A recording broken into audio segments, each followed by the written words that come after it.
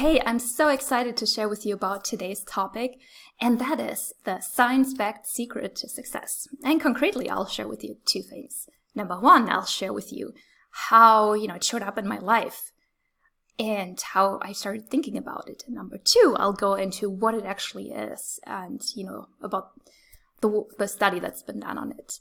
And then number three, I will give you concrete examples of how you can apply this mindset, that will help you be more successful in your life. So let's jump right in.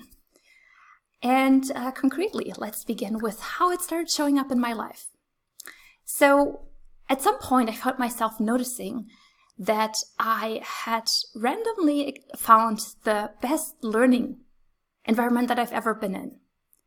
And given, I have a PhD, I have a university didactics certificate, I've taught at university, I have coaching certification. So I've been in a lot of environments around people who know how to create learning environments. And so it was surprising to suddenly find this amazing learning environment where I'm learning so much stuff, not just about the subject area, but about life in general, myself in general, somewhere very unexpectedly. And concretely, it turned out to be my martial arts class. So something about, getting punched in the face apparently was really helpful for learning about this. Not that I ever got punched in the face. It was just a joke. And what I noticed at some point is that I suddenly had become really okay, with the things I couldn't do at the moment, while also knowing that this didn't mean anything about who I could be in the future. So something about, hey, I can't really do this right now, and that's really okay. I can be okay with the things I can't really do at the moment, knowing that if I really apply myself, I can change them and I can be a lot better in the future. And, feedback is actually really helpful. It's not this debilitating thing to my self-esteem. It's just like, oh, this is helpful. Yeah, I'm doing that wrong. I really should be doing this differently. And what I had stumbled upon in, this class is basically something that we could call a growth mindset, which brings me to the second point. What is the science-backed secret to success? Well, so Stanford psychologist Carol Dweck developed this concept of two different mindsets, a growth mindset and a fixed mindset.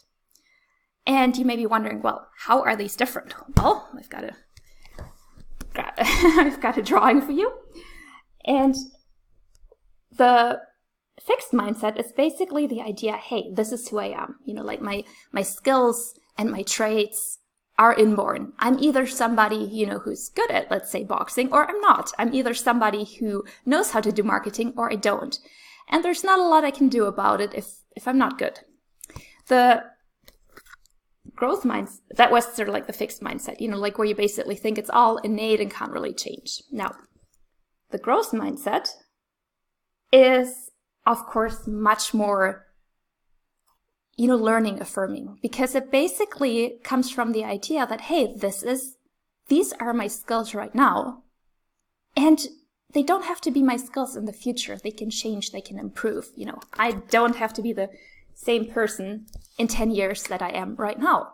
And the good thing about that is, if you don't think your traits or your skills are fate, then it's much easier to take negative feedback, and it's much easier to see the areas where you're not yet good at something, because it doesn't really say anything about you other than where you're at right now. So these are the differences between a growth mindset and a fixed mindset. And you can probably see as I'm talking about that how a growth mindset will, make you more successful, because it's easier to try things out, and to learn and to take feedback in, as opposed to thinking, hey, either I know everything or it's completely useless, and so on and so forth. So I hope that excited you so far, because now we'll get to a third point, which is how you can apply, this to your own life. Because the reality is, so many of us, most of the time we probably spend in a fixed mindset. And that also gets reinforced in the culture around us often. So the first step is to find role models and community, because I think it's so helpful to be around people who are doing the things, that we aspire to do. So in my case, I can read, the research or something, but being in a growth-oriented environment is 1,000 times more helpful than, the hours I could spend reading theoretical books about it. So if you can, see if there are some people, even if they're not in your direct environment, maybe there are people, writers or people who, are somehow public or whatever it is. Just see if you can find a couple of people who do that. And, just see how they're doing it and allow yourself to learn from that, knowing that you could probably do the same too. And then number 2, and I needed to to take a look at my notes to make sure I'm not forgetting something. It's to realize when you are in a fixed mindset. So examples for a fixed mindset are, it's too late to do this, or I'm too old, or I can't change, or I'm not the type of person who. So to give you an example, I might sometimes say, hey, I'm not the type of person who can cook very well. That's not true. I'm actually not the type of person right now who values cooking enough to learn how to be good at it. I think that's a more accurate way of thinking about it. And of course, it doesn't mean that you need to have a growth mindset in everything, right? Like if something's just not important enough to you, that's okay, Just knowing that it could be different, as in the case with my cooking. I could be a good cook if I really applied myself to it and cared enough, which I don't. Unfortunately for everybody in my surroundings. So exactly, that's the second advice I wanted to give you, which is to notice when you're in a fixed mindset. And then lastly, give yourself permission to not be good, to fail, knowing that it doesn't really say anything about who you are at the core. It just says something about your skills right now in this moment. It might not even say anything about your skills a day from now. Sometimes we have good days, sometimes we have bad days. There are days, when some things that I'm typically good at, I just can't do. So really, treat feedback that you get more as feedback in the moment, rather than something that says something fundamental about you.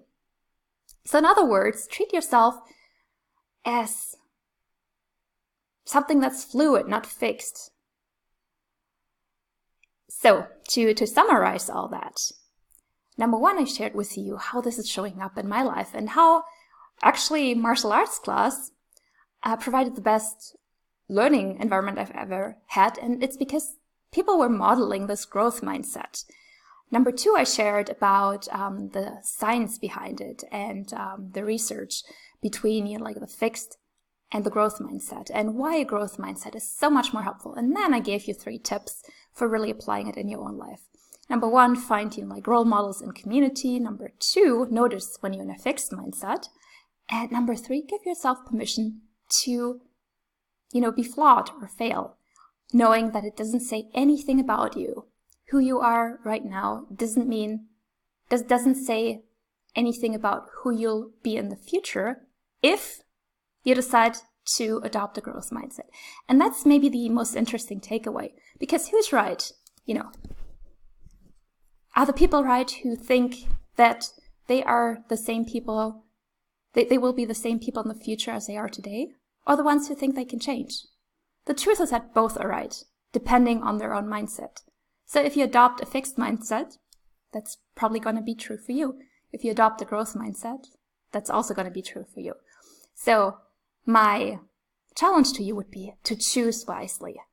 And if you like this video and would like to see more of it, then please hit subscribe to my YouTube channel or to my podcast. And you can also sign up for my email list. And I really look forward to connecting with you in the future.